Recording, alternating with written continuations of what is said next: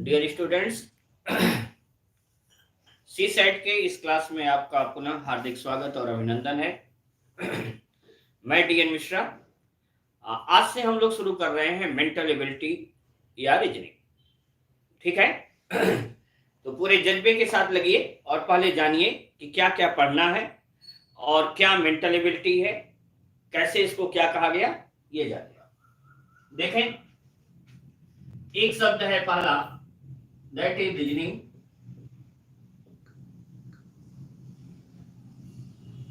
दूसरा आपको लोग कहते हैं इसी को verbal and non verbal ability.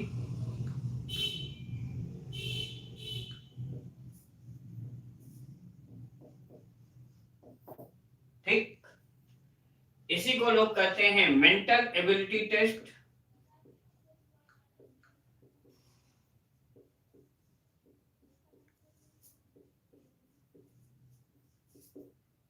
Okay, इसी को लोग कहते हैं जनरल इंटेलिजेंस।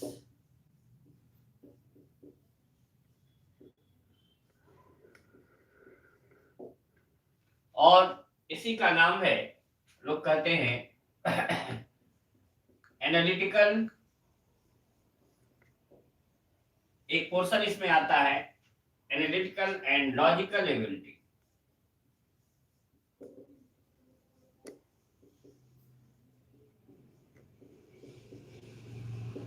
और कुछ लोग इसको जनरल एप्टीट्यूड टेस्ट कहते हैं।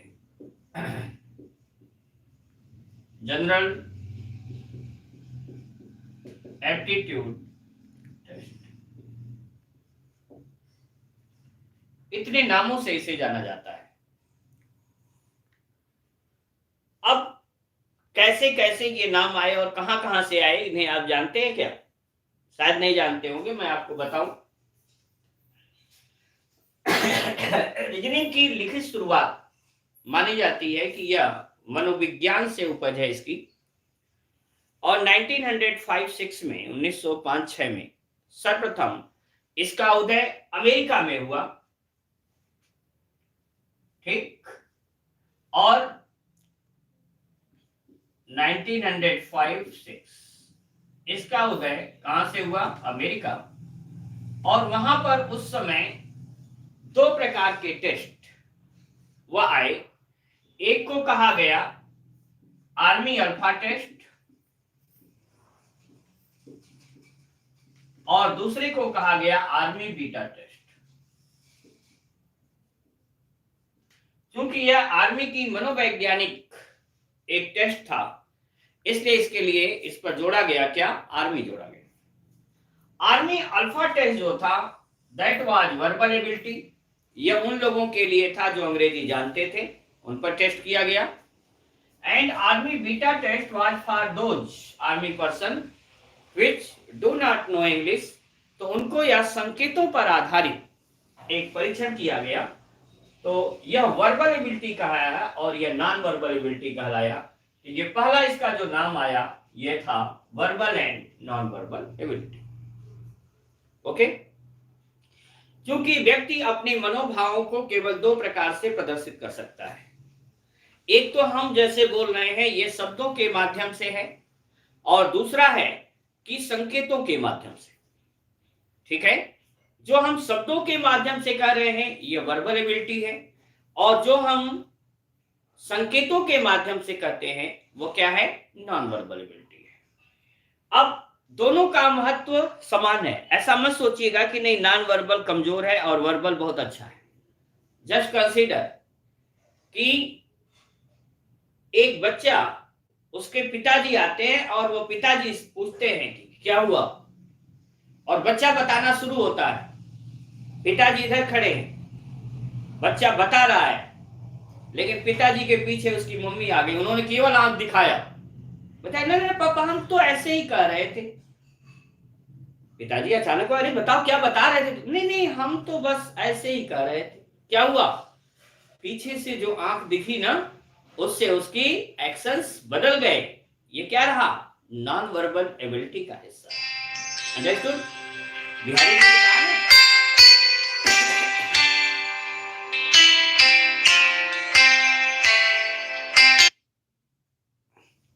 क्या उन्होंने कहा? कहत नटत रीझत खीझत हसत सबे लजिया, भरे भवन में करत है नैनन ही शोभा। तो केवल आंखों के इतने कार्य हैं, इतनी नॉन वर्बल एबिलिटीज है ओनली ऑफ आइज। अंडरस्टूड? और बाकी तो सभी भाषाएं, दुनिया की जितनी भाषाएं हैं, उन भाषाओं में हम जो बातचीत करते हैं, ये पूरा या जो कुछ भी हम लॉजिकल रिप्रेजेंट करते हैं, ये क्या है? वर्बल एबिलिटी है। ठीक? हर कोई व्यक्ति में बाय बर्थ ये क्षमता होती है लॉजिकल रिप्रेजेंटेशन। जब बच्चा छोटा होता है तो वह रो करके बाय वीपिंग, वह हाथ पैर पटक करके अपनी भूख का एहसास कराता है, और मां लॉजिकली ये जान जाती है कि अब इसको भूख लगी है। ठीक है? ये नहीं है कि उसका हमेशा का रोना वह भूख ही लगने का होता है। कभी वह ऐसे रोता है तो मां पकड़ लेती, नहीं इसे भूख नहीं लगी रही है, लग रहा है इसे कहीं पेट में दर्द है, इसे गैस बन गई, सो ऑन सो फोर्थ, ऐसे ही होता पहचान होती है।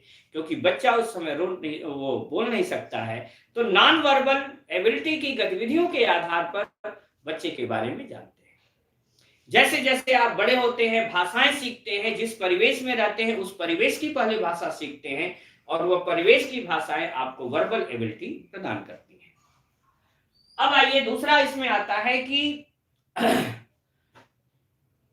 लगभग द्वितीय विश्व युद्ध के समय अबाउट टू 1939 के में जो ब्रिटेन था, उस ब्रिटेन के सोल्जर्स पर भी एक साइकोलॉजिकल टेस्ट किया गया, और उसमें यह देखा गया कि ब्रिटेन के सैनिक लड़ते लड़ते, क्योंकि प्रथम विश्व युद्ध से लगातार वे लड़ते ही कहीं न कहीं आ रहे थे, और वह इतने फैटिक हो चुके थे कि उनमें एक नई आ गई कि या तो वह अपने अधिकारियों को गोली मार दे रहे थे या तो खुद को गोली मार ले रहे थे। तो यह एक जो डिप्रेशन का भाव उसमें आया, उन्हें दूर करने के लिए एक समिति बनी, और वह समिति जो है कोशिश की कि भाई देखा जाए कि क्या है।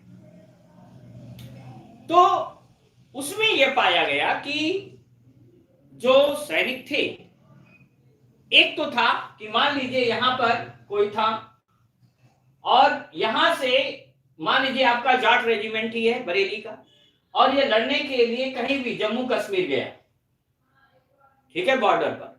तो होता क्या था कि यहां से खाद्य रसद आपूर्ति जितनी भी होती थी, गोला बारूद की आपूर्ति, वह यहां से यहां हमेशा लगातार होती रहती थी। कभी कभी ऐसा होता था कि किन्हीं विशेष कारणों से यह रसद आपूर्ति अगर टूट जाती थी या गोला बारूद कम पड़ जाते थे, तो ये सैनिक बेचारे या तो भूखों मरने लग जाते थे, और केवल पता चल जाता था कि नहीं अभी तो राशन जो है 3 दिन का ही बचा है, लेकिन 10 दिन बाद आएगा। तो साइकोलॉजिकल वो केवल भूख के ही बारे में सोचते थे, या गोला बारूद कम पड़ने की उम्मीद होती थी, होता अभी गोला बारूद तो बहुत देर में आएगी, तब वो डिफेंसिव हो जाते थे। तो एक तो ये कारण भी डिप्रेशन का था, दूसरा था अपने घर परिवार से बहुत दिनों से बहुत दूर होना, उस समय उतने कम्युनिकेशंस नहीं थे। यहां पर ये देखा गया कि जो अपनी समिति थी उसका नाम था ऑपरेशन रिसर्च। ऑपरेशन रिसर्च ने ये कहा कि नहीं, अब ये नहीं होना चाहिए, ये जो यहां लड़ने के लिए आए हैं, यहां सबसे निकट में जो डिपो होगा उस डिपो से इनको खाद्य और रसद आपूर्ति की जाएगी, इनको गोला बारूद की भी आपूर्ति यहीं से की जाएगी, ये यहां से इनको हिसाब करके देते रहेंगे। अब देखिए यहां पर लो कॉस्ट डिमांड और सप्लाई रूल चालू हो गया, ये इनको देते रहे, लेकिन यहां सबसे कम कीमत भी लगी और सबसे जल्दी में यह अप्लाई किया गया, और यह रूल इतना फेमस हुआ आगे चल करके सभी देश की सेनाओं ने बल्कि इसको अडॉप्ट किया, सेंट्रलाइज इसे कर दिया गया। और ब्रिटेन में होता था कि जहां सूर्य कभी डूबता नहीं था, ब्रिटेन के अधिशासी जितने भी देश थे सबने इसको फॉलो किया। और उस समय वहां पर दो चीजें आई, एक तो ऑपरेशन रिसर्च, जो ये मैथमेटिकल कैलकुलेशंस थी, यह खुद मैथमेटिक्स का हिस्सा हो गई। आज जो बच्चा बीएससी लास्ट ईयर में होता है या जो एमएससी कर रहा होता है वो भी ऑपरेशन रिसर्च एक किताब पढ़ता है, एमबीए के बच्चे को भी पढ़ना होता है ऑपरेशन रिसर्च ओआर, जो बच्चे प्रबंधन के होते हैं एमबीए के बच्चों को भी पढ़ाया जाता है।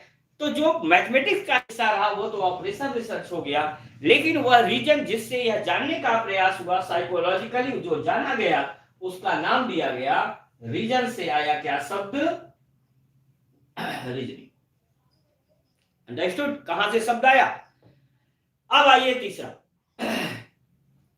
भारत में सर्वप्रथम एसएसबी पहला ऐसा ऑपरेशन था, पहला ऐसा कहा जाए कि एग्जामिनेशन अथॉरिटी थी जो एसएसबी ने सर्वप्रथम भारत में अबाउट टू 1951 सेनाओं की रिक्रूटमेंट में लेफ्टिनेंट्स के रिक्रूटमेंट से, उसमें सेकंड लेफ्टिनेंट का रिक्रूटमेंट होता था, उनके रिक्रूटमेंट्स में सर्वप्रथम इस एबिलिटी का प्रयोग किया गया और जिसमें उन्होंने उसका नाम दिया general intelligence test. General intelligence test, और जनरल इंटेलिजेंस टेस्ट आज भी ये लागू है और इस जनरल इंटेलिजेंस के आधार पर ही जो है आज भी परीक्षण होता है एसएसबी जो बच्चे देने जाते हैं। इसके बाद आया भारत में बैंकिंग सर्विस रिक्रूटमेंट बोर्ड बीएसआरबी और सेंट्रल रिक्रूटमेंट बोर्ड, ये दो ऐसे बोर्ड रहे जो बैंकिंग में भर्ती करते थे और इन्होंने सर्वप्रथम इसका नाम दिया क्या, वो एनालिटिकल एंड लॉजिकल एबिलिटी। अपना नया सिलेबस लाया और इसका नाम ही इन्होंने दिया क्या, एनालिटिकल एंड लॉजिकल एबिलिटी। 1977 में 1977 में जब यूपीएससी से अलग होकर के स्टाफ सिलेक्शन कमीशन का गठन हुआ तो स्टाफ सिलेक्शन कमीशन जो है उसने सर्वप्रथम अपने सिलेबस में मेंटल एबिलिटी टेस्ट जोड़ा। क्या जोड़ा, मेंटल एबिलिटी टेस्ट। रीजनिंग आज भी अपने सिलेबस में जो एसएससी है वो देता है मेंटल एबिलिटी टेस्ट दूसरे पेपर में। और आप जानते हैं कि वर्ष 2010 में यूपीएससी सर्वप्रथम सी सेट की परीक्षा आयोजित, सी सेट लाया, जिसमें उसने रीजनिंग को किस रूप में कहा, जनरल एप्टीट्यूड टेस्ट के रूप में सांकेतिक किया। तो ये पूरा इतिहास था रीजनिंग का कि कहां से कौन से शब्द लिए गए, समझ गए। अब जब वो सिविल सर्विसेज का है तो वहां हम करते हैं सिविल सर्विसेज एप्टीट्यूड टेस्ट। ये पूरा अगर कभी आपको रीजनिंग पढ़ाना हो कहीं तो कम से कम इतना जानना चाहिए और इतना बताना चाहिए। दिस वाज हिस्ट्री है, इसमें से सवाल नहीं आएगा, लेकिन इतना इतिहास जानना चाहिए। कोई पूछ दे कि भाई ये सब अलग अलग शब्द कैसे हैं और क्या है, ठीक है। अब आइए बात आती है कि इसका सिलेबस क्या है और आपको कौन कौन से लेसन्स पढ़ने हैं। तो ध्यान रखिएगा, उस सिलेबस में सबसे पहला लेसन जो आता है वह आता है कैलेंडर का, है ना। जैसे कोई भी कार्य जब शुरू किया जाता है तो उस कार्य को शुरू करने में हमेशा जो भी धर्म होता है उस धर्म के अपने भी जो भी गुरु या मौलवी साहब या जो भी हो वहां जा करके लोग दिखाते हैं कि भाई ग्रह दशा तो सही हो, जिस समय हम ये कार्य शुरू कर रहे हैं उसमें उन्नति हो, है कि नहीं। तो वहां क्या देखा जाता है, हर धर्म अपने हिसाब से पंचांग देखता है। ओके, अब यहां भी हम इसीलिए शुरुआत कर रहे हैं कि हमारे मेंटल एबिलिटी से सारे सवाल फंस जाएं, इसलिए हम भी पहले पंचांग को ही देखने का प्रयास कर रहे हैं। और आज आपको हम ज्योतिषी बनाने की ओर ले चल रहे हैं कि आज से आप एक ज्योतिष बने और बता सकें। बहुत सारे कैलेंडर की ऐसी चीजें हैं जो दूसरों को नहीं पता और एक ही तरह का कैलेंडर होना चाहिए, ठीक है। इसको आधार बना करके आपको पता होगा कि फ्रेंच रिवॉल्यूशन के बाद एक नई प्रणाली आई और वह आई कौन सी, पहले आई MKS सिस्टम नाम दिया गया, मीटर किलोग्राम और सेकंड सिस्टम। बाद में यह सिस्टम डेवलप्ड हुआ और उसे क्या कहा गया, इंटरनेशनल यूनिट सिस्टम, और जिसे आप क्या कहते हैं, SI सिस्टम कहते हैं, ठीक है। उसमें पहले जो है 5 मूल राशियां थी, लंबाई, द्रव्यमान, समय, ताप और विद्युत धारा। इसके बाद उसमें छठी यूनिट जोड़ी गई और छठा क्या आया, कोई बताए, ज्योति तीव्रता, ठीक है। इसके बाद 7वां आया उसमें द्रव्यमान, संघनन, और फिर अंत में एक सप्लीमेंट यूनिट भी जोड़ा गया जिसे हम कोण कहते हैं। कोण में 2 आए, एक घन कोण आया और दूसरा 2 डायमेंशनल एंगल नापने के लिए सामान्य कोण हुआ। तो कोण और घन कोण, कोण को नापने का एंगल रेडियन आया, ठीक है। तो यह जो यूनिट्स आई, रेडियन और स्टेरेडियन, वहां पर यूनिट्स आई, तो यह जो एक रहा कि मापन में आया, बदला। उसी प्रकार से हुआ कि भाई कैलेंडर्स भी एक तरह के होने चाहिए, जबकि उस समय more than 125 calendars are in existence. उस समय 125 से ज्यादा कैलेंडर अस्तित्व में थे और सैकड़ों कैलेंडर तो केवल भारत के विभिन्न रियासतों में चलते थे। अब आप सोचिए कि जब इसके बाद इस पर अध्ययन कराया गया तो हुआ कि नहीं, केवल 3 ही प्रकार के कैलेंडर अस्तित्व में थे। नंबर 1, दो type of calendar which are based on rotation of earth around the sun and rotation of moon around the earth. पहला कैलेंडर था जो पृथ्वी द्वारा सूर्य की परिक्रमा और चंद्रमा द्वारा पृथ्वी की परिक्रमा पर आधारित था। यह विश्व का सबसे पुराना कैलेंडर था और इसे सनातन कैलेंडर के रूप में जाना जाता था। ठीक है, विश्व का सबसे पुराना कैलेंडर, और आज उसे हम क्या कहते हैं, एक हिंदू कैलेंडर के रूप में कहते हैं, और विच वाज बेस्ड, जो किस पर आधारित था, पृथ्वी द्वारा सूर्य की परिक्रमा और चंद्रमा द्वारा पृथ्वी की परिक्रमा पर आधारित था। ये डुअल नेचर पर था और डुअल नेचर के आधार पर ही आज भी यह विश्व का सर्वाधिक शुद्ध कैलेंडर है। जो यह कैलेंडर, सनातन कैलेंडर, जो कैलकुलेशन करके इतने बजकर इतने मिनट इतने सेकंड से चंद्र ग्रहण या सूर्य ग्रहण शुरू होगा, इतने बज के इतने मिनट पर समाप्त होगा, आप नासा भी अपना कैलकुलेशन करता है, एग्जैक्ट वही आता है। इवन आप बताइए कि कणाद ऋषि ने 500 ईसा पूर्व कैलकुलेशन करके ये बता दिया था कि मंगल पर, मंगल मतलब जीवन की आशा थी और वहां पर जीवन है।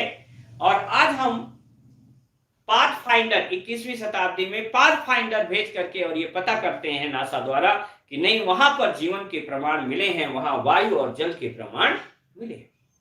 तो सोचिए जरा सा कि वह सभ्यता, वह संस्कृति कितनी उन्नति रही होगी और आज हम उन्नतशील की ओर बढ़ने का प्रयास कर रहे हैं।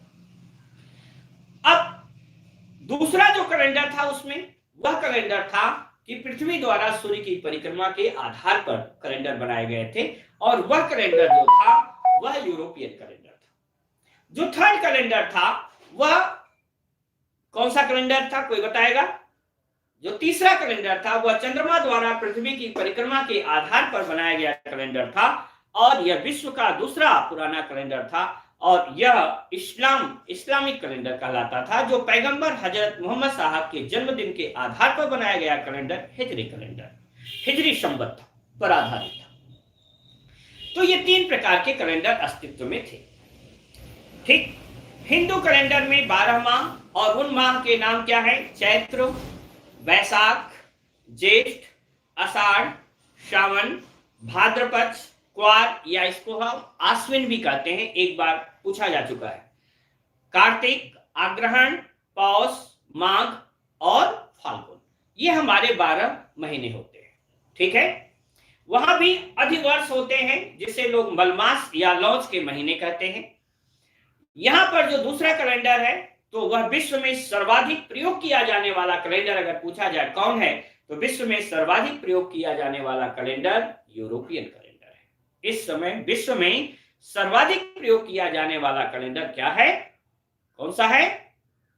यूरोपियन कैलेंडर है। अब आते हैं यूरोपियन कैलेंडर के इतिहास में। आप लोग समझ तो रहे हो ना? सर स्क्रीन ब्लर है, आपने वीडियो क्वालिटी को बढ़ाने, इसके क्लियर है बिल्कुल। राइट सर, सर मैंने पढ़ा है ऑपरेशन रिसर्च। गुड, ठीक है, सबको सही तो समझ में आ रहा है? अब आइए, अपने कम से कम कमेंट चैटिंग में लिखते रहिए और बातों को समझते रहिए। ठीक है, इसका अगर आपको चाहिए पीडीएफ चाहिए कि नहीं सर हमें हिस्ट्री दे दिया जाए, तो मैं आपको दे दूंगा।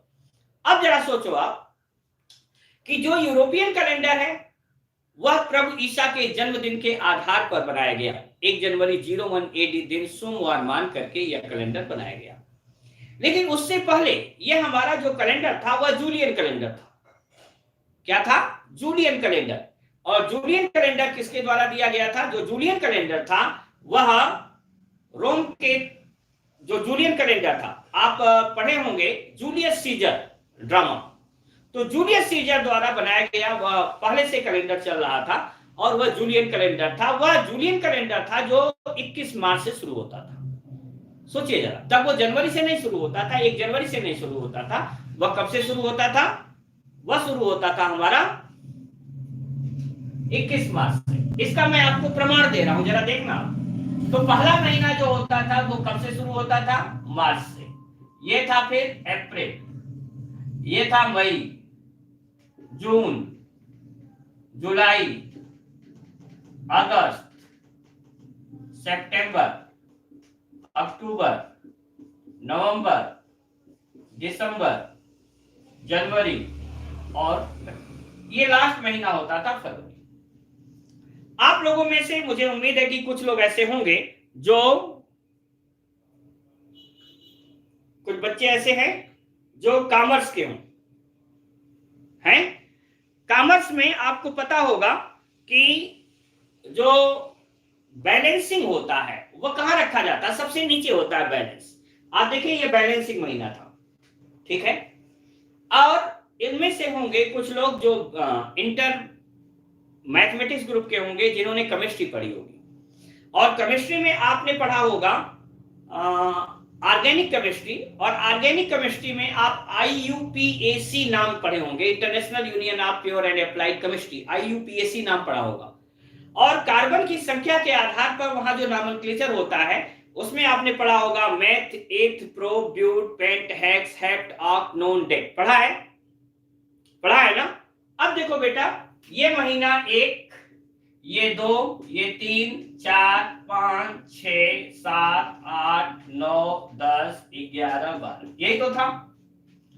तो जो जूलियन कैलेंडर था उसमें नॉमेनक्लेचर कैसे हुआ, जरा देखो आप। यहां तक तो जो नाम थे, ये नाम तो कहीं राजा अगस्त है, उसका नाम है, उनकी महारानी का नाम है, ऐसे करके। लेकिन यहां से आपको मिलेगा, देखिए, सेप्ट 7, ऑक्ट 8, नोन 9, डेक 10। क्लियर हो गया? तो इस प्रकार से ये थे जो नाम थे, ओके। लेकिन जब जूलियन कैलेंडर के अस्तित्व पर सवाल हुआ, क्योंकि बहुत सारी चीजें उसमें वो थी, क्या थी मैं आपको बता रहा हूं। जूलियस सीजर पहले ऐसे व्यक्ति थे जिन्होंने यहां पर इस कैलेंडर में लीप वर्ष की परिकल्पना दी।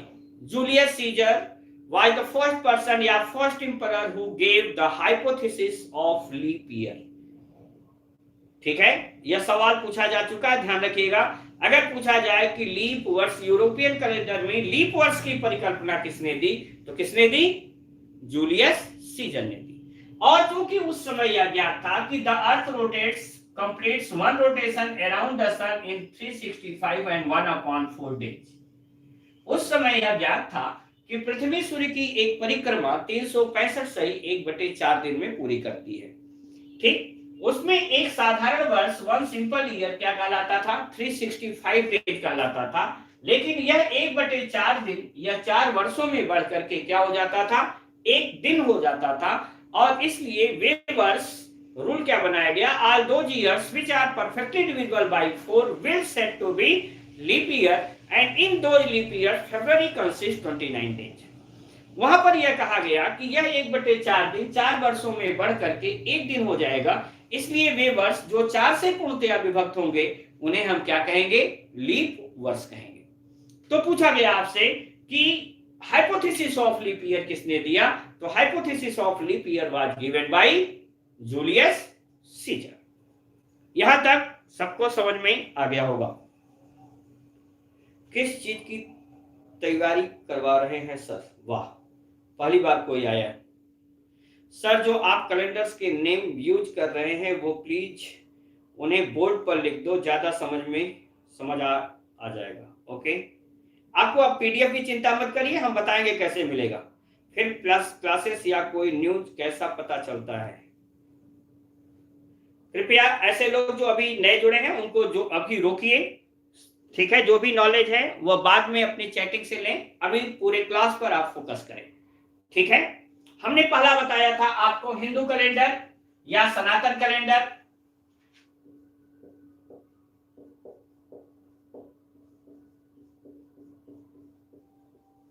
ठीक है। ये कब से चालू हुआ इसका हम कुछ उल्लेख नहीं मिलता, क्योंकि मनुस्मृति में भी इसका उल्लेख मिलता है, ठीक। यह किस पर आधारित है? यह पृथ्वी द्वारा सूर्य की परिक्रमा,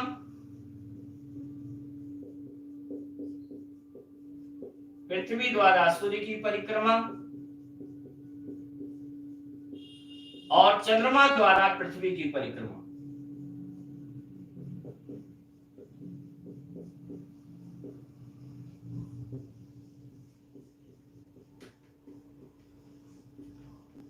ठीक, इसके आधार पर यह बनाया गया कौन सा? सनातन कैलेंडर। दूसरा हमने बताया इस्लामिक कैलेंडर।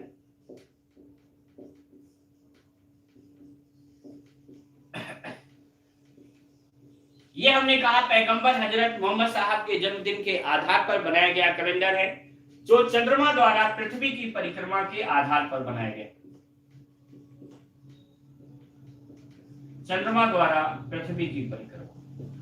यही कारण है कि चांद को देख करके ही, चंद्रमा को देख करके ही कोई भी उनके त्योहारों को बताया जाता है। जब चांद दिख जाता है कहीं भी किसी भी भाग में दिख जाता है तो बताया जाता है कि आगे इस तारीख को क्या होगा? ईद होगी। ठीक है, ये होता है। और तीसरा हमने बताया कि यह क्या है? यूरोपियन कैलेंडर है, यूरोपियन कैलेंडर। ठीक है, इसमें पहला जो हमने आपको अभी अभी बताया यह क्या था? जूलियन कैलेंडर था।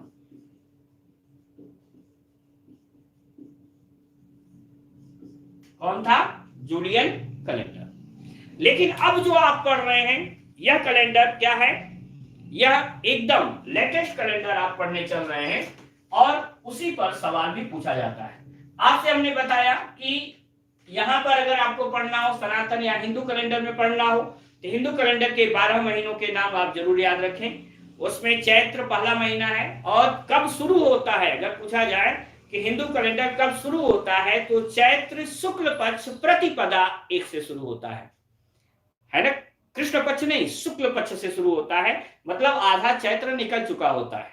ठीक है, आइए तो अभी हमने बताया आपको कि जो हमारा यूरोपियन कैलेंडर था वह यूरोपियन कैलेंडर क्या आधार मानकर बनाया गया कि एक वर्ष में 365 सही 1/4 दिन होते हैं। इसके आधार पर यह कैलेंडर बनाया गया था। ठीक, लेकिन जब यूरोपियन भारत आए, when European came to India, कब आए? पीडीएफ, पुर्तगाली आए, डच आए, अंग्रेज आए, फ्रांसीसी आए। When they came to India they study Indian Vedas and ग्रंथ्स। उन्होंने भारतीय वेदों और ग्रंथों का अध्ययन किया।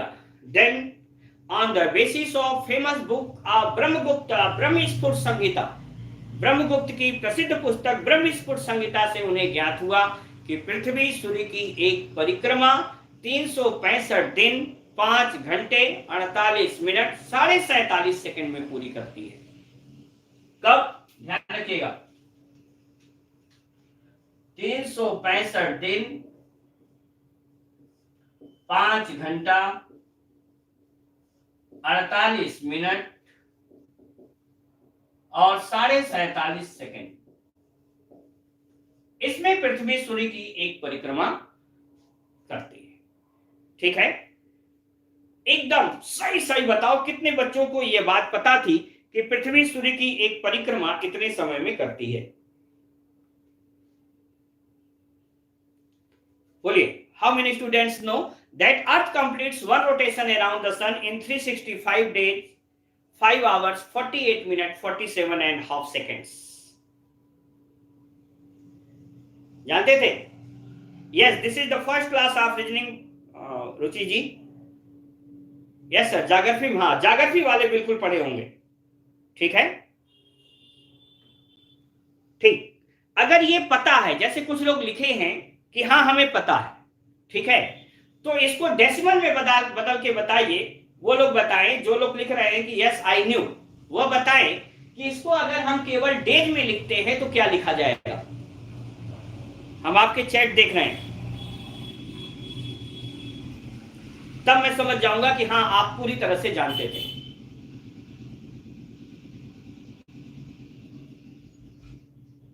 प्रिया वर्मा ने बताइए, आपको पता था, आप बताइए इसे। और एक और कौन है जो ज्योग्राफी वाले हैं? कुमार शमी, आप लोग बताइए कि इसे जो है 365 दिन 5 घंटे 48 मिनट 47.5 सेकेंड को दिन में बदला जाएगा तो इसे क्या आएगा? क्योंकि उसी के आधार पर ज्योग्राफी में भी कैलकुलेशन है और अन्य विषयों में भी। 365 सही 1/4, ये तो गलत है प्रवीण वर्मा जी, ये तो मैं बताया जूलियन कैलेंडर का हिसाब था, ये तो उससे एक्यूरेसी है। आप जरा देखिए, क्योंकि वहां तो 6 घंटे होते थे, यहाँ है 5 घंटा 48 मिनट 47.5। 366 डेज लिख रहे हैं, गलत है। चलिए, मुझे नहीं लगता कि किसी को पता है, तो ध्यान दीजिएगा, इसको हम करते हैं 365.2422 डेज। ये कैसे आएगा? 5 घंटा है, इसको 24 से भाग देंगे, इसको 24 गुणे 60 से भाग देंगे, इसे 24 गुणे 60 गुणे 60 से भाग देंगे, तो ये सभी किस में बदल जाएंगे? डेज में बदल जाएंगे। अंडरस्टूड? चलिए, अब देखिए आप यहां पर एक सिंपल ईयर, ये मैं ज्योग्राफी का ही कैलकुलेशन कर रहा हूं, ध्यान दें। One simple year consist 365 days. एक सामान्य वर्ष में कितने दिन होते हैं? 365 दिन होते हैं। लेकिन देखिए यहां जो डिफरेंस है एक वर्ष में, वह कितने का है? डिफरेंस इन 1 ईयर, एक वर्ष में अंतर, यह आया 0.2422 डे का। ठीक है, डिफरेंस इन 4 ईयर्स निकालिए आप। डिफरेंस इन 4 ईयर्स, 4 दूना 8, 4 दूना 8, 4 चौको 16, 4 दूना 8 1 9, 0.9688 डे। ठीक है, और इसी को क्या मान लिया गया? 1 डे,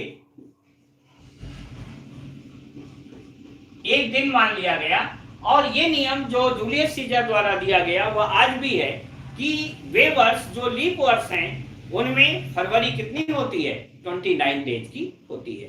क्यों? क्योंकि ये 4 वर्षों में कितने दिन का अंतर आ गया? एक दिन का आ गया इन 4 ईयर्स में।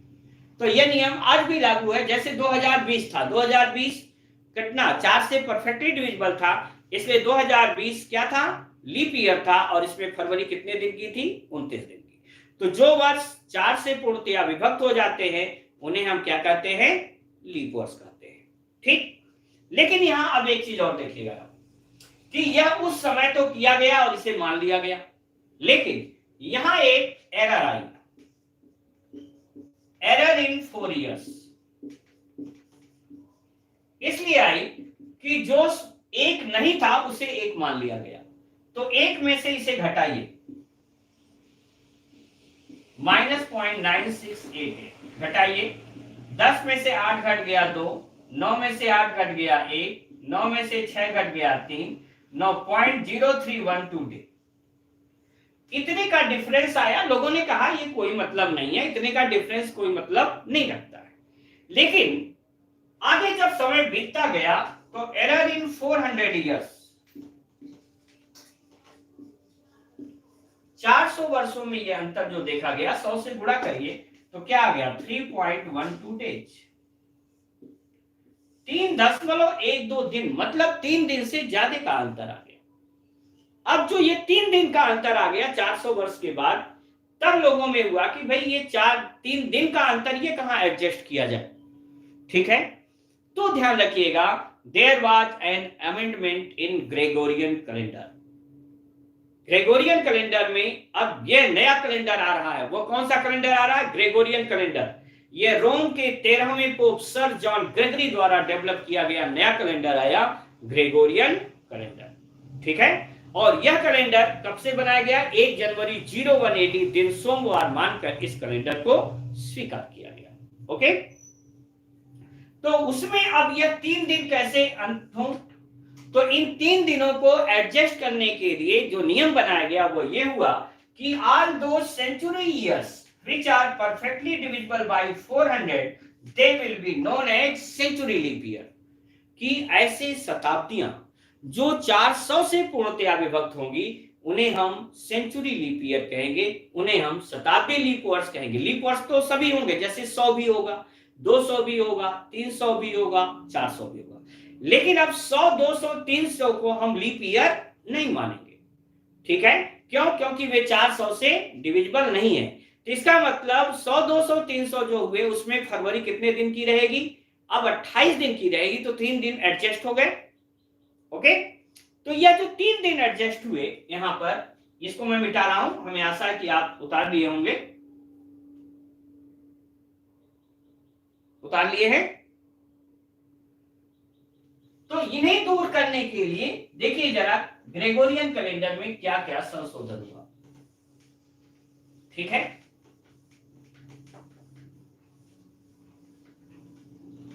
यह जो नया कैलेंडर बना, और इस कैलेंडर को किसने बनाया? रोम के 13वें पोप सर जॉन ग्रेगरी ने बनाया। ठीक है, और इसे एक्सेप्ट किया गया। इसमें दो चीजें आई, एक अमेंडमेंट हुआ। अगर गुरुजी अपनी क्वालिटी बढ़ा ले तो शायद सभी को दिखाई दे। सर वीक में कितने दिन लगा करेंगी रीजनिंग? अरे मेरे भाई थोड़ा सा अभी रुको, जिसका मैं पढ़ा रहा हूं मेरे उसको मत तोड़िए, तारतम्यता को मत तोड़िए, लास्ट में इस सब का हम आंसर देंगे प्लीज। मेरे यहां आप सोचिए कि मैं दूसरी मोबाइल पर यहां देख रहा हूं, एकदम क्वालिटी मुझे बेहतर दिख रही है। ठीक है, ये क्या है कि यह हमारे हाथ में नहीं है, आपके हाथ में तो है। आप अपने यहां से अगर रिजोल्यूशन 480 पर बढ़ा लें तो काफी अच्छा होगा, थोड़ा डेटा तो जाएगा लेकिन बेहतर दिखेगा। यह YouTube की क्वालिटी है जो मेरे हाथ में नहीं है। ठीक है, अगर यह ऐप की क्वालिटी होती तो वो मेरे हाथ में होती। ठीक, तो जिनके घर पर अच्छा नेटवर्क होगा वो अच्छा देख पा रहे होंगे, अगर नेटवर्क सही नहीं होगा तो फिर वहां पर प्रॉब्लम हो सकती है। ठीक है, अब देखिए कोई लिख रहे हैं, नेहा चौहान लिख रहे हैं कि क्वालिटी बहुत अच्छी सर, क्लीन दिख रहा है। स्नेह पांडे बोल रहे हैं। तो प्लीज ऐसी जगहों पर थोड़ा सा मुझे डिस्टर्ब न करें और खूब अच्छे से पहले समझिए, क्योंकि मैं आपको हिस्ट्री पढ़ा रहा हूं और इस इतिहास को आप उठा के किताबों को देखेगा, जल्दी आपको किसी एक सिंगल किताब में ये चीजें नहीं मिलेगी। अंडरस्टूड? तो हमने आपको बताया कि ग्रेगोरियन कैलेंडर में एक संशोधन हुआ। वह क्या रहा? पहली चीज रही कि अब नया कैलेंडर जो आएगा वह किससे शुरू हुआ? 1 जनवरी से शुरू हुआ। ठीक, और ध्यान रखिएगा इस कैलेंडर को कोई भी बताए कि यूरोपियन कैलेंडर जो सर जॉन ग्रेगरी द्वारा विकसित किया गया, उस कैलेंडर को ब्रिटेन द्वारा कब स्वीकार किया गया? बताइए। The European calendar, which was developed by 13th Pope of Catholic Sir John Gregory, was accepted by Britain at what time?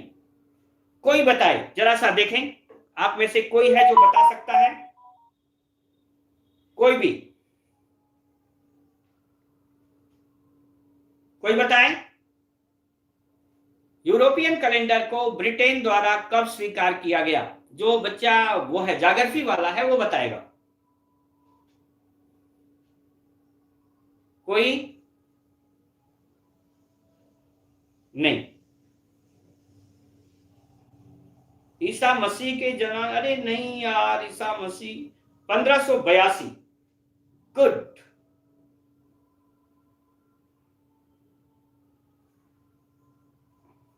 अक्टूबर 1582, बिल्कुल सही बताया। ये बताया किसने है? पुनीत शर्मा ने। इस कैलेंडर को यूरोपियन कैलेंडर में जो ये नया कैलेंडर आया, ये अक्टूबर 1582 में ब्रिटेन द्वारा स्वीकार किया गया। कब स्वीकार किया गया? अक्टूबर 1582 में। ठीक, और अब आगे जरा देखिए यहां पर हुआ क्या? हुआ ये कि अब इस अमेंडमेंट की बात आ गई। भैया अब तक कितनी शताब्दियां निकल चुकी? 15 शताब्दियां निकल चुकी थी। समझ गए? जब 15 शताब्दियां निकल गई तो अब यहां तक कितने का अंतर आया? देखो आप, अब तक जो है 400, 800, 1200, 1600 और 2000, यही जो है शताब्दी लीप वर्ष रही। क्यों? यही जो है वो 400 से डिविजिबल है, बाकी जितनी शताब्दियां हुई वो सेंचुरी लीप ईयर नहीं। अब जब 1582 हुआ तो यहां तक कितनी शताब्दियां हो चुकी थी? 15 हो चुकी थी कि नहीं? हम क्या कर रहे हैं? 1582 कर रहे हैं ना। 1500 कितने हुए? 15 हुए। यहां तक 15 शताब्दियां हो चुकी थी और 15 शताब्दियों तक आप देखिए कितने लीप ईयर हो चुके थे? 1 2 3, केवल 3 ही सेंचुरी लीप ईयर थे। तो 15 में से 3 घट गया, कितना आया? 12 आया। हो गया। अब ये 12 शताब्दियां जो लीप ईयर मानकर रहे थे, क्योंकि हम तो जितनी भी शताब्दियां थी सब 4 से कट रहे थे और सबको लीप ईयर मानकर चल रहे थे। लेकिन यहां अब एक संशोधन आया और हुआ क्या कि नहीं, हम केवल उन्हीं को मानेंगे जो क्या हो? 400 से डिविजिबल हो। अब भैया जब स्वीकार किया गया तो जो 1600 आया, 1600 क्या रहा? 400 से डिविजिबल रहा, तो वहां कोई दिक्कत ही नहीं आई। ठीक। लेकिन जब 1700 आया तो 1700 में उन्होंने तुरंत उसको क्या कर लिया? ये तो लीप ईयर तो नहीं माना, लेकिन ये 12 डेज लिख करके अब भी कैलेंडर में आता रहा। ठीक। अब आगे जब हम बढ़े और आए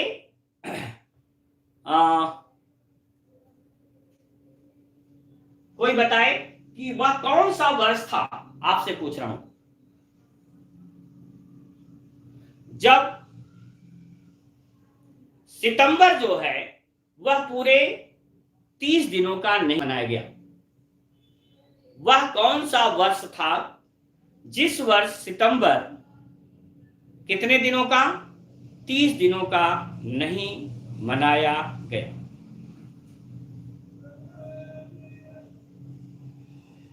कोई बताए। आपके लिए यह सवाल मैं अभी छोड़ता हूं, आप चाहे जहां से सर्च कर लें। ठीक है, 5 मिनट्स का समय दे रहा हूं और वहां से आपको बताऊंगा कि यह कैलेंडर दुरुस्त हो गया। अब यहां पर आपसे सवाल कैसे पूछा जाएगा, ध्यान रखिए। पहला सवाल, क्वेश्चन 1, कि जब हम भारत में आए और भारत के संदर्भ में जरा सा एक चीज देख लीजिएगा। भारत के संदर्भ में आया कि जब हमें स्वतंत्रता प्राप्त हुई तो स्वतंत्रता प्राप्ति के बाद हमारे यहाँ एक राष्ट्रीय पंचांग समिति बनी। क्या बनी? राष्ट्रीय पंचांग समिति। और उसको कहा गया कि भारत में जो कैलेंडर है वह कैलेंडर को हमें आगे करना है और वह इस तरह से हो कि वह यूरोपियन कैलेंडर के साथ मैच करके चले, क्योंकि भारतीय जो कैलेंडर था वो पूरी तरह से संस्कृत में लिखा हुआ था और उसमें जो पंचांग बनते थे वो संस्कृत में बनते थे। हुआ कि इस तरह से एडजस्ट किया जाए ताकि हमारा जो ग्रेगोरियन कैलेंडर है वो और ये जो सनातन कैलेंडर है ये दोनों मिक्स होकर के चले, इनमें डिफरेंस ना है। ठीक है। तो यहां पर इस कैलेंडर में ये देखा गया कि जो कुछ लोग उत्तर दे रहे हैं 1900 दे रहे हैं, नहीं नहीं नहीं, 1900 कहां बोल रहे भाई, गलत। इतना बता दे रहा हूं कि 18वीं शताब्दी का वो वर्ष है। ठीक है, 1700 कुछ है, अब वो बता दो। इतना हिंट दे दिया, अब क्या है? यस, ये पहला उत्तर दिया है, सही दिया है, कांग्रेचुलेशन। प्रवीण वर्मा ने दिया है सितंबर 1752। ठीक है, 1752, शाबाश बेटा। 1752, अब देख लीजिए, जब बता दिए तो हम यहां बता दे रहे हैं। जो सितंबर 1752 था, आप लोग जब भी वो हो, गूगल बाबा है वहां से केवल वॉइस में बोलिएगा सितंबर 1752 तो आएगा। यहां पर यह हुआ कि ये 12 दिन चल रहे थे, इन्हें स्किप कैसे किया जाए? तो आप जानते हैं, यह 2 सितंबर के बाद, ठीक है, 2 सितंबर के बाद फिर सीधे आया है क्या? 14 सितंबर। मतलब लोग 2 सितंबर को सोए और सीधे स्किप कर दिए गए बीच के डेज और उठे किस तारीख को? 14 सितंबर। जो 3 होना चाहिए था वह 3 की जगह क्या आया गया? 14 सितंबर मान लिया गया।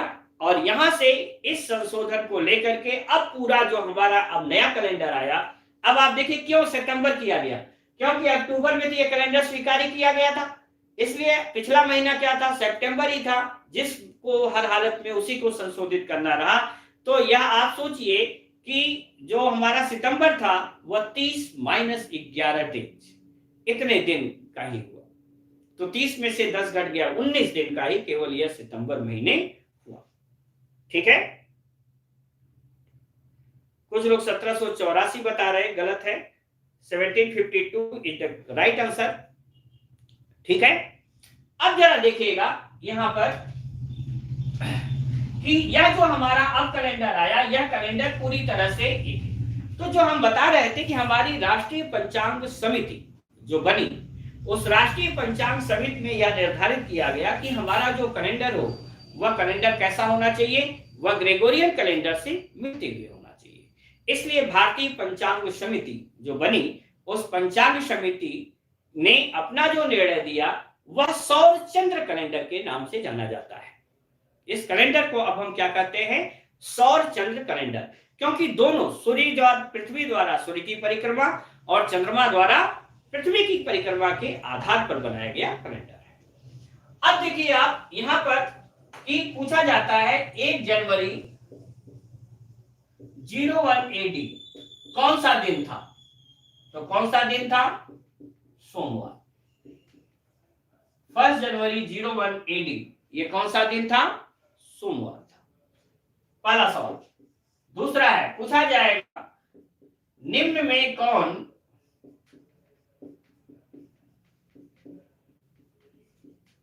अधिवर्ष नहीं है, which of the below is not leap year, अधिवर्ष लीप ईयर। ऑप्शन दे रहा हूं, पहला 1784, दूसरा 2004, तीसरा 1800 और चौथा 2020। बताइए इनमें कौन अधिवर्ष नहीं है, जल्दी से उत्तर बताइए। गुड, लकी ने सबसे पहले सही उत्तर दिया है। लकी परफेक्ट, वाकई परफेक्ट आप हैं। कौन है, 1800 है, क्योंकि जब अंत में डबल जीरो होगा तो वह शताब्दी की तरह देखा जाएगा और यह 400 से पूर्णतया विभक्त नहीं है, इसलिए यह शताब्दी लीप वर्ष नहीं हुआ। ओके, ठीक। अब देखिएगा आप दूसरा, तीसरा सवाल पूछा जाता है आपसे। थर्ड क्वेश्चन आपसे जो पूछा जाएगा वो ऐसे होगा, लीप वर्ष की परिकल्पना किसने दी?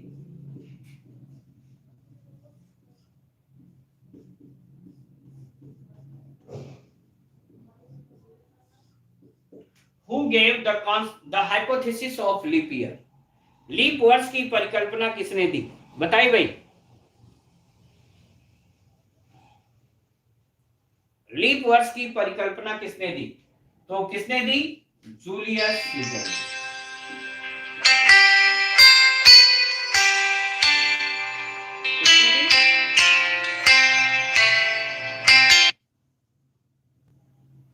लीप वर्ष की परिकल्पना जूलियस सीजर ने दी। ओके, तो ये क्वेश्चंस इस तरह से आते हैं जिन्हें जानने की आवश्यकता है और इसे हर हालत में याद रखिएगा। अब आइए चलते हैं आगे। यह ध्यान रखिए कि यूरोपियन कैलेंडर में भी एक वर्ष में कितने महीने, 12 महीने। 1 ईयर कंसिस्ट 12 मंथ्स, हो गया। और कौन कौन से महीने भाई, जनवरी, फरवरी, मार्च, अप्रैल, मई, जून, जुलाई, अगस्त, सितंबर, अक्टूबर, नवंबर और दिसंबर। इसमें April, June, September and November consist 30 days, except February, other consist 31 days. अप्रैल, जून, सितंबर और नवंबर में होते दिन 30, केवल छोड़ फरवरी, बाकी सभी महीनों में 31। कौन भाई रोने की शक्ल बना दिया? सर मैंने दिया था सबसे पहले। अच्छा पुनीत जी, सॉरी भाई, कोई बात नहीं, इसमें दुखित होने की जरूरत नहीं है। हमने शायद आपको एसके शुक्ला ने भी दिया था, 17 समीर पाल ने भी दिया था, 17 फिर रोशनी ने भी दिया था। और प्रवीण वर्मा ने 1752 दिया था। 1582, हाँ भाई, अनाथा साई ने भी दिया था 1582 एडी वाला। पुनीत शर्मा ने गूगल किया है, पहले गलत बताया था, चीटिंग मत करो। गुड, कोई बात नहीं है, आप सभी मेरे लिए बहुत अच्छे बच्चे हो, तो हो सकता है हम चैट नहीं देख पाए हों, ठीक है। तो आइए, अब यहां से बहुत कुछ सीखने को मिलेगा, और यहां से आप उन तरफ चल रहे हैं जहां से एक सवाल और आता है। वह देखिए आप, यह है महीना जनवरी, इसे आप बना लें फरवरी, मार्च, अप्रैल, मई, जून, जुलाई, अगस्त, सितंबर, अक्टूबर, नवंबर और दिसंबर। ठीक, अब यहां से इनकी जो कोडिंग्स होती हैं वह जानिए कैसे है।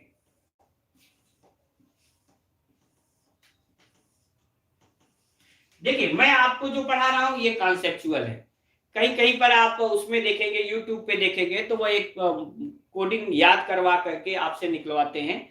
नो नीड, आप थोड़ा सा दिमाग में अपने रखिए। आप जानते हैं ये कितने दिन का होता है? 31।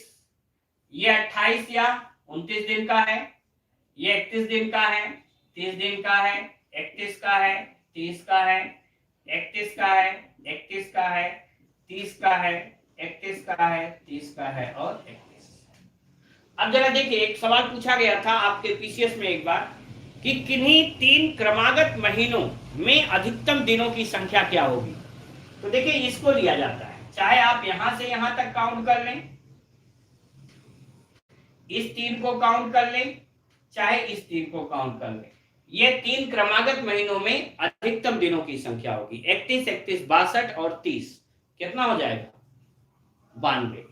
और कहीं भी 3 महीने 92 डेज के नहीं होंगे, कोई भी 3 क्रमागत आप जोड़ेंगे तो वो 92 डेज नहीं मिलेंगे। समझ गए?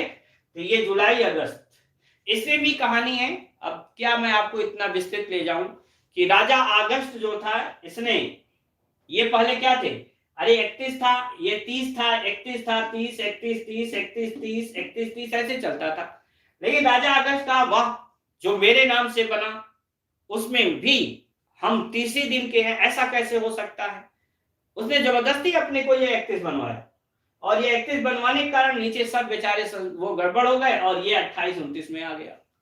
ठीक, क्योंकि जब वो था तो हुआ कि भाई जनवरी से हमारा कैलेंडर शुरू हो रहा है, और प्रभु ईसा का जन्मदिन हम 1 जनवरी, जबकि ये जन्मदिन नहीं है, मानकर, मैं बार बार बोल रहा हूं, 1 जनवरी 01 AD मान करके हम बना रहे हैं, तो पहला ही महीना हमारा भी तो छोटा हो नहीं सकता, 30 नहीं हो सकता है, इसलिए ये बेचारा फरवरी 29-30 में आके लटक गया।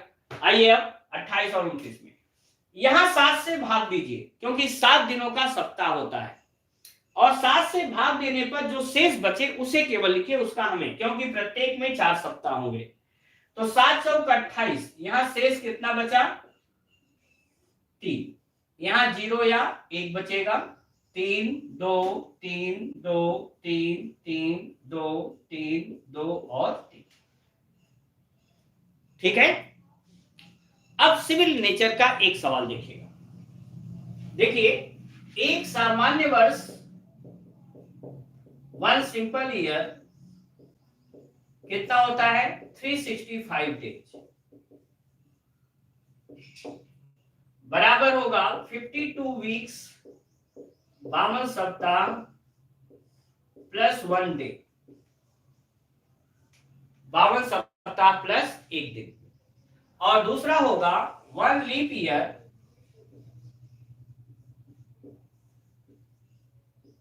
इक्वल टू 366 डेज, 366 दिन है, और इसको आप कहेंगे तो आएगा 52 वीक्स प्लस 2 डेज, 52 सप्ताह प्लस 2 दिन। अब आ गया आपके लिए सवाल, पहले इनको नोट कर लीजिए, इसके बाद हम आपके लिए सवाल दे रहे हैं। सवाल देखिएगा, पहला है, बताइएगा एक सामान्य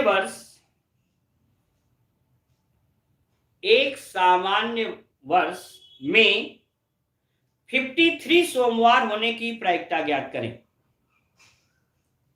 find the probability for 53 Monday in a simple year. लगा के बताइए जल्दी। एक सामान्य वर्ष में 53 सोमवार होने की प्रायिकता ज्ञात करें।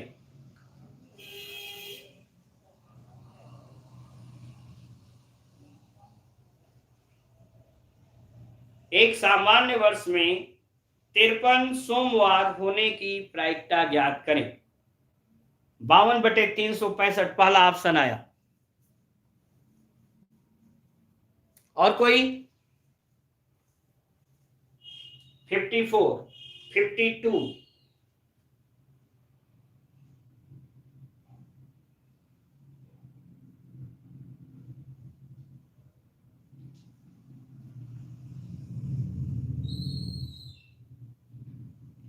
तिरपन बटे 365, 48/365, 0.1411, 444, गुड, 2000।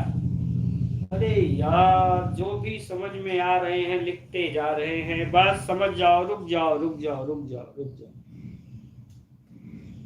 देखो भाई, प्रोबेबिलिटी बराबर होता है NE/NS, किसी घटना के पक्ष में होने वाली बातें बटी कुल घटना। ठीक, देखो 52 सप्ताह हो चुका दोनों में, तो 52 मंडे तो कंफर्म है, उसमें कोई प्रोबेबिलिटी की बात ही नहीं है। प्रोबेबिलिटी इस एक दिन में है कि यह जो एक दिन बच रहा है यह मंडे हो। अब बताओ बेटा कि एक सप्ताह में कुल दिन कितने होते हैं? 7। उस 7 में मंडे होने की प्रायिकता सीधे क्या हो जाएगी? 1/7। बस इतनी सी बात। ये पहले जो 52 सप्ताह हुए उससे हमें कोई मतलब नहीं। वो 52 तो 52 सोमवार होंगे, 52 रविवार होंगे, 52 मंगलवार होंगे, सभी दिन होंगे 52। 53वां जो है वह सोमवार होने की प्रायिकता क्या हो गई? 1/7। और पूछा जाता किसी लीप वर्ष में 53 सोमवार होने की प्रायिकता, तो कितनी आ जाती? 2/7। अंडरस्टूड?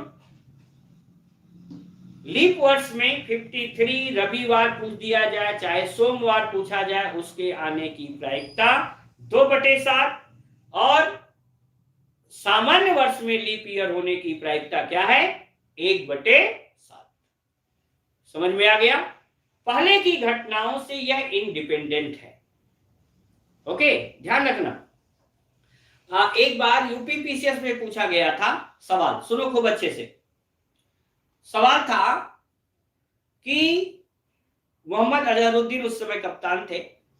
सवाल था कि न्यूजीलैंड के विरुद्ध 5 एक दिवसीय श्रृंखला में भारत के कप्तान मोहम्मद अजहरुद्दीन द्वारा 4 बार टॉस जीता गया। लगातार 4 बार टॉस जीता गया। 5वीं बार उसके टॉस जीतने की प्रायिकता क्या होगी? बोलिए, आप में से कोई उत्तर दे, हम देख रहे हैं।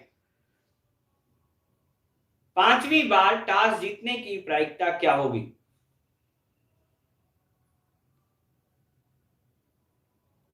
एक बटे 5 कुछ लोग उत्तर दे रहे हैं, गलत है। 1/2 सही उत्तर है। लकी ने सबसे पहले सही उत्तर दिया है। अरे भाई, अब भी टॉस होगा सिक्के का ही, 5वीं बार भी हेड आएगा अथवा टेल आएगा। 2 ही केसेस हो सकते हैं, ये कोई बीरू का सिक्का नहीं है कि बीच में लटक जाएगा। तो प्रोबेबिलिटी क्या हुई? 1/2। 4 जो पहले टॉस हो चुके हैं उनसे इस घटना का कोई मतलब नहीं है। अंडरस्टूड? हम आपको प्रोबेबिलिटी पढ़ाएंगे, चिंता न करें, आपके सिलेबस में है। तो ये भी हो गया आपका, जहां पर सामान्य वर्ष और लीप वर्ष पे सवाल आपसे पूछे जाते हैं। ये ठीक है। अब लिखिएगा इसका पहला टॉपिक जो आपसे पूछा जाता है, लिखिएगा एक वर्ष में उन माह को ज्ञात करना, to find those months in a year. एक वर्ष में उन माह को ज्ञात करना, छोटा वाला टॉपिक उठा रहा हूं क्योंकि 5:44 हो चुके हैं, हमारे पास 16 मिनट का इस समय है, क्योंकि बड़ा टॉपिक उठा लेंगे इसका तो आज नहीं हो पाएगा।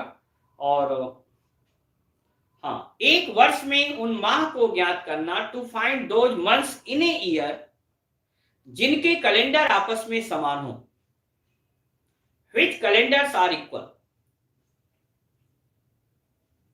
एक वर्ष में उन माह को ज्ञात करना जिनके कैलेंडर आपस में समान हो, which have equal calendars. Okay, खूब अच्छा से बच्चों समझो। यहां पर उसमें नंबर 1, जब वर्ष सामान्य वर्ष हो,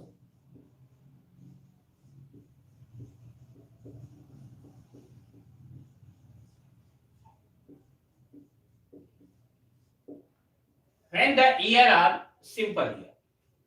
जब सिंपल ईयर होगा तो फरवरी 28 दिन की होगी, यहां जो शेष बचेगा वो 0 होगा। ओके, अब कैसे काउंट किया जाता है इसको जानिए, इसके बाद मैं फिर आपको याद करवा दूंगा। पहले हम जानना चाहते हैं कि जनवरी का कैलेंडर अगले किस वर्ष रिपीट होगा।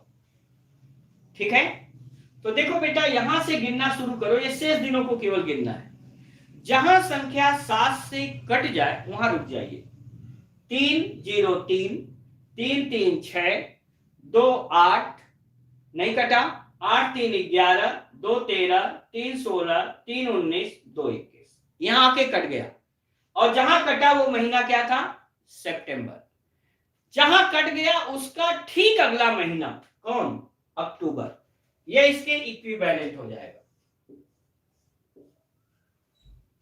ठीक, आपके घर में कैलेंडर रखा होगा, वर्ष चल रहा है 2021।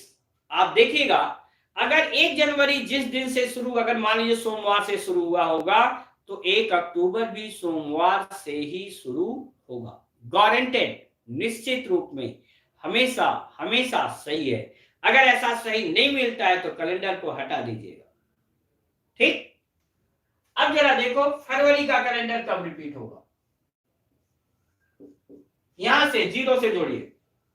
0 3 2 5 3 8 2 10 3 13 3 16 2 18 3 21, अक्टूबर में आके कटा। इसका अगला महीना क्या हुआ? नवंबर। फरवरी और नवंबर के कैलेंडर समान होंगे। अब ये अलग बात है, फरवरी 28 दिन ही बेचारा साथ देगा, जब वो खुद खत्म हो गया तो आगे क्या साथ देगा। लेकिन 28 दिनों तक फरवरी, अब वो, हाँ, फरवरी और नवंबर क्या होंगे? सेम। अब जरा देखिए मार्च।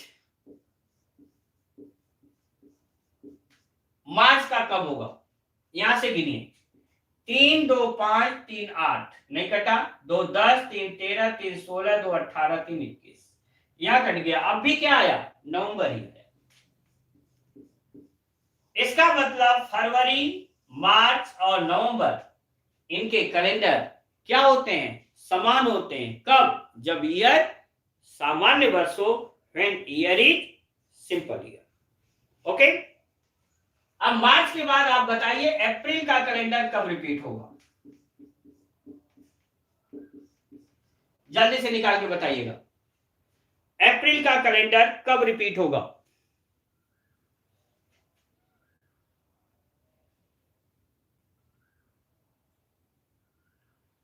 अप्रैल का कैलेंडर कब रिपीट होगा? लकी परफेक्ट सबसे पहले बता रहे हैं जुलाई।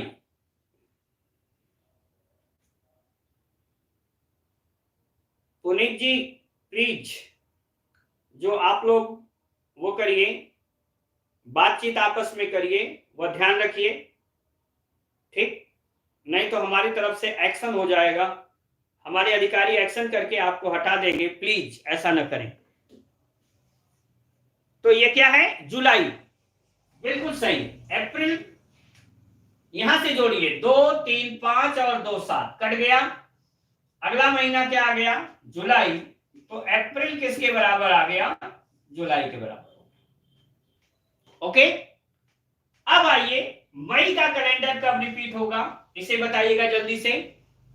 मई का कैलेंडर यहां से आप जोड़िए, 3 2 5 3 8 3 11 2 13 3 16 2 18, यहां आके कटा।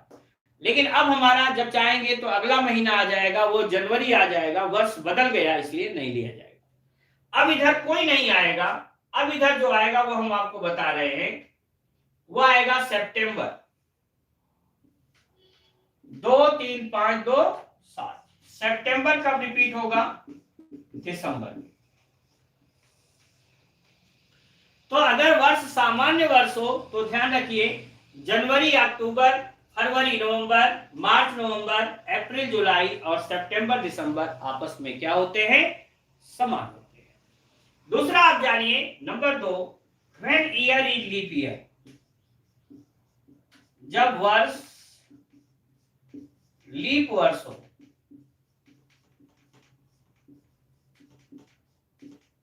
When year is leap year, जब लीप वर्ष होगा तो आपको पता है कि लीप वर्ष में क्या किया जाएगा, लीप वर्ष में क्या होगा, फरवरी 29 डेज की हो जाएगी, इसलिए जो शेष है उस शेष में हम क्या जोड़ेंगे, 1 जोड़ेंगे। अब बताइए लीप वर्ष में हम जानना चाहते हैं कि जनवरी का कैलेंडर कब रिपीट होगा, जल्दी से बताइएगा। आप में से देखते हैं सबसे पहले कौन उत्तर बताता है। जनवरी का दीपशिखा सबसे पहले उत्तर बता रही हैं, जुलाई। जनवरी का कैलेंडर कब रिपीट होगा, दूसरा बता रहा है अप्रैल। गुड। जनवरी का देखिए 3 1 4 और 3 7, पहले तो यही कट गया तो क्या आ गया, अप्रैल। आगे फिर जोड़िए, 3 1 4 3 7 2 9 3 12 और 2 14, फिर कट गया तो अगला महीना क्या है, जुलाई। तो ध्यान रखिएगा जनवरी अप्रैल और जुलाई तीनों के कैलेंडर आपस में समान होते हैं। कब, जब लीप ईयर हो। जब सामान्य था तो मार्च आपको हमने पढ़ाया था, क्या था, फरवरी मार्च और नवंबर के कैलेंडर समान थे जब सिंपल था, और लीप ईयर होने पर कौन से हो गए, जनवरी अप्रैल और जुलाई, इनके कैलेंडर आपस में समान हो गए। अब आगे देखिएगा फरवरी का कैलेंडर कब रिपीट होगा, जल्दी बताइएगा। फरवरी का कैलेंडर कब रिपीट होगा, फरवरी का बता रहे हैं दिसंबर, और कोई, अगस्त भी कोई बताया, कौन है, प्रियेश। चलिए देखते हैं फरवरी का, जोड़िएगा 1 3 4 2 6 3 9 2 11 3 14, यही कट गया, क्या आ गया, अगस्त आ गया, इसलिए अगस्त वाले सही रहे। मार्च का कैलेंडर बताइए कब रिपीट होगा, मार्च का कैलेंडर कब रिपीट होगा, जल्दी बताएं। मार्च का कैलेंडर कब रिपीट होगा, मार्च का बता रहे हैं नवंबर, प्रियेश बिल्कुल बहुत सही, प्रियेश जा रहे हैं भाई, ये अचानक एक निकल के आए देखिए, और एकदम सही बता रहे हैं, मार्च का नवंबर होगा। अप्रैल का क्या होगा, अप्रैल का जल्दी से बताइए। मार्च का नवंबर हो गया, अप्रैल का बताइए। गुड। जुलाई फिर से सही है, अप्रैल का जुलाई, और सितंबर का क्या होगा, दिसंबर। ठीक है। अब देखो आप यहां से जो सवाल आएगा, सवाल में यह दिया जाता है कि पूछा जाएगा कि यदि किसी वर्ष में पूछ दिया जाए, वो देगा ही नहीं कि ये सिंपल है कि लीप वर्ष है। तो देखो अगर सिंपल और लीप वर्ष की बात हटा दें तो ये तीनों देखिए दोनों जगह है कि नहीं, मार्च नवंबर अप्रैल जुलाई और सितंबर दिसंबर, मार्च नवंबर अप्रैल जुलाई सितंबर दिसंबर, ये हमेशा सेम है, चाहे ईयर सिंपल ईयर हो चाहे लीप ईयर हो। इसलिए इसे जरूर आप तैयार रखिएगा कि in any year either it is simple year और in leap year both cases March are equivalent to November, April are equivalent to July and September are equivalent to December. अगर सिंपल ईयर है तो simple year में आपको बताया गया कि अगर सिंपल ईयर है तो आपको ध्यान रखना है क्या है, जनवरी अक्टूबर के बराबर है, फरवरी नवंबर के बराबर है, हो गया ये है, और बाकी सब वही है। और अगर लीप वर्ष है तो जनवरी अप्रैल और जुलाई सेम है, फरवरी किसके समान है, अगस्त के समान है। ओके, इसको अच्छे से नोट कर लें और बताएं अगर कोई ऐसा हो जिसके समझ में ना आया हो तो कृपया हमें बताएं, हम आपका चैट देख रहे हैं।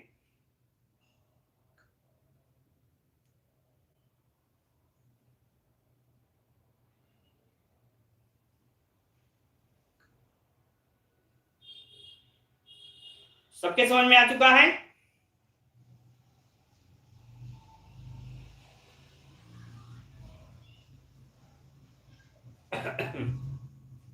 गुड। अब लिखिएगा दूसरा नंबर 2 टॉपिक, अभी हमारे पास 5 मिनट का समय है, उसमें हम पढ़ लेंगे।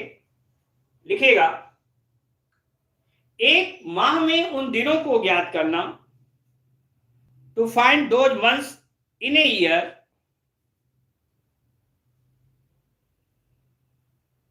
सर जी बहुत अच्छा समझ में आया, गुड। पहली बार क्लास ले रहे हैं पवन जी, रोजाना क्लास लीजिए, फिटनेस में यहां भी जितना पढ़ेंगे उतना ही फिट रहेंगे, ठीक है? हाँ लिख लेना बेटा, एक माह में उन दिनों को ज्ञात करना, to find those months in a year, एक वर्ष में उन माह को ज्ञात करना, to find those months in a year,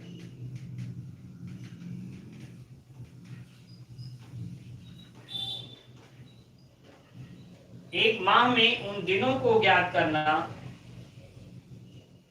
जो माह में 5 बार आए, which will come 5 times in the month। एक वर्ष में उन माह को ज्ञात करना जो माह में 5 बार आए, एक माह में उन दिनों को ज्ञात करना जो माह में 5 बार आए, to find those days in a month which will come 5 times in the month। एक माह में उन दिनों को ज्ञात करना जो माह में 5 बार आए। उसमें लिखेगा रूल फर्स्ट,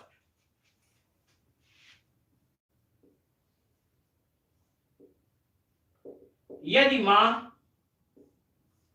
31 दिनों का हो,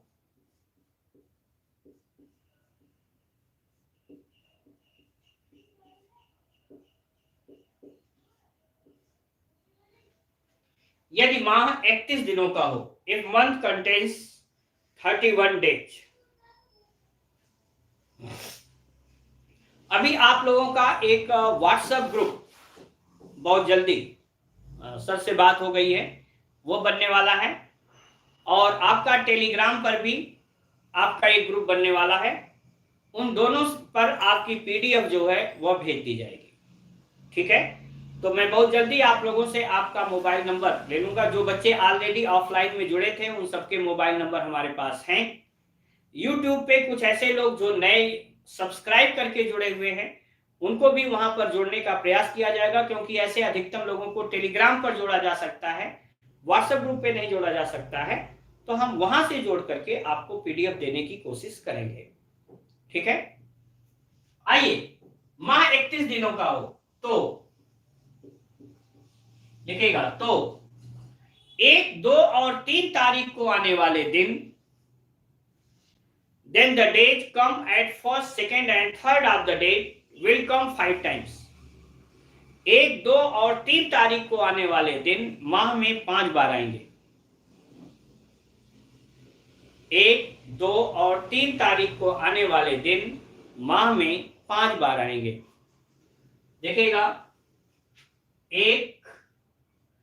एक 7 दिन बाद वही दिन आता है कि नहीं? तो जो 1 को आएगा वही 8 को आएगा, 8, 7, 15 को आएगा, 15, 7, 22 को आएगा, 22, 7, 29 को भी वही दिन आएगा। ये बात समझ में आई? जो 1 तारीख को आएगा, अगर 1 को सोमवार है तो 8 को भी सोमवार होगा, 15 को भी सोमवार होगा, 22 को भी सोमवार होगा और 29 को भी क्या होगा? सोमवार। जो 2 को आएगा वही 9 को होगा, 16 को होगा, 23 को होगा और 30 को होगा। जो 3 को आएगा वही 10 को, 17 को, 24 को और 31 को। ठीक। तो अगर 1 तारीख को सोमवार है तो 5 सोमवार हो गए, 5 मंगलवार हो गए और 5 क्या हो गए, बुधवार हो गए। ये बात समझ में आ गई। जो 1 तारीख, 2 तारीख और 3 तारीख को शुरू के आने वाले दिन हैं, या अंतिम में जो 29, 30, 31 को आने वाले दिन हैं, वह 5 बार आएंगे। कब? जब माह कितने दिनों का हो, 31 डेज का हो। समझ में आ गया। 31 दिन वाले जो भी दिन होंगे, 31 कौन कौन है? जनवरी है, बोलिए, फिर मार्च है, यहां देखिए जनवरी है, मार्च है, फिर मई है, जुलाई है, अगस्त है, अक्टूबर है और दिसंबर है। इसमें जो 1 तारीख को वह 5 बार, 2 तारीख वाला भी 5 बार और 3 तारीख को आने वाले दिन भी कितनी बार आएंगे? 5 बार आएंगे।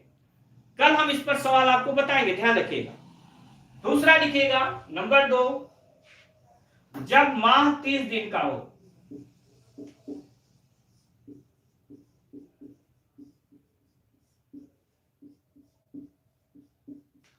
When month contains 30 days, जब माह 30 दिनों का हो तो 1 और 2 तारीख को आने वाले दिन माह में 5 बार आएंगे, क्योंकि ये 31 वाला रिपीट नहीं होगा, 30 ही दिन में हो गया। तब ये होगा 1, 8, 15, 22, 29, 2, 9, 16, 23 और 30। ये है।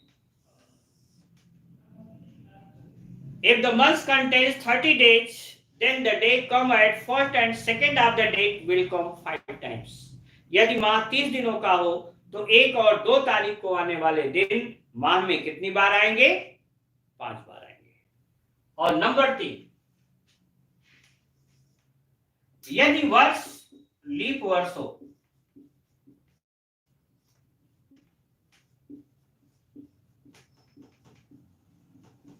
if the year is leap year, तो 1 फर्स्ट तारीख को आने वाला दिन, मतलब 1, 8, 15, 22, 29, 1 फरवरी को आने वाला दिन केवल क्या होगा?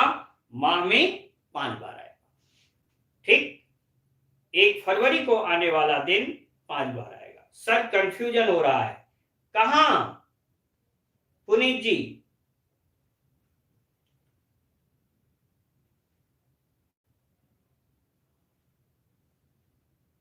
सर कंफ्यूजन हो रहा है, बताइए कहां कंफ्यूजन हुआ पुनीत जी अपनी बात को। सर आपकी क्लास का क्या टाइम है? हमारी क्लास का टाइम है 4:30 बजे से 6 बजे तक शाम। ओके, 4:30 से 6, इसमें कोई कंफ्यूजन नहीं होना चाहिए। मैडम ये अलग बात है, थोड़ा सा पढ़ाते समय वो समय का ध्यान नहीं रखती हैं और इतना खो जाती हैं वाकई वो पढ़ाने में कि थोड़ा सा समय आगे चला जाता है। ये दूसरी बात, कंफ्यूजन अगर इसमें हुआ है तो मैं बता दूं, 1, 2 और 3 तारीख को आने वाले दिन माह में 5 बार आते हैं। जब कितने दिन का हो? 31 दिनों का हो। जब 30 दिनों का होगा तो 1 और 2 तारीख को आने वाले दिन माह में 5 बार आएंगे। और अगर वर्ष लीप वर्ष हो तो 29 दिन की फरवरी होगी, इसलिए 1 फरवरी को आने वाला दिन माह में कितनी बार आएगा? 5 बार आएगा। ठीक,